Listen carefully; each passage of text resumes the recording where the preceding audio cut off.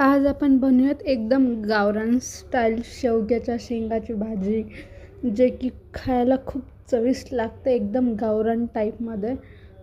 खोबरा खीस घेतलेला, मी शेंगदाणे भाजून घेतलेले आहे. 1 चम्मच मिरचू, 1 चम्मच हळद, जिरे, धण्याचं पावडर टाकलेलं आहे. चांगलं मिक्सरमध्ये वाटून घेतलेलं आहे. इकडं शेंगांना मी चांगलं सोलून घेतलं.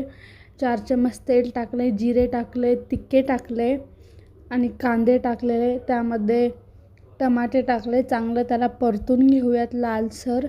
चांगलं टमाटे विरघळले पाहिजेत. त्यामध्ये कढीपत्ता टाकले. मग केलेले वाटण टाकायचं. त्यामध्ये मिरचू टाकले थोडं. मग चांगलं मिक्स करून त्याला वाटणाला शिजू देऊयात.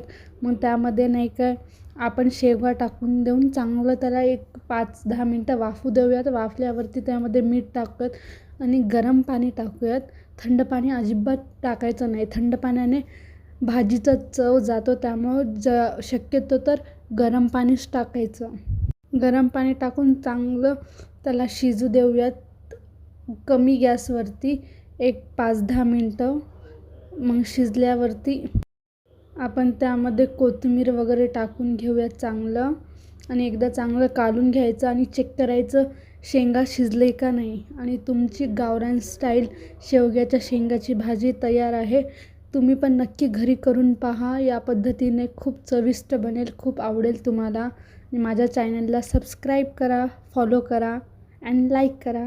Thank you so much.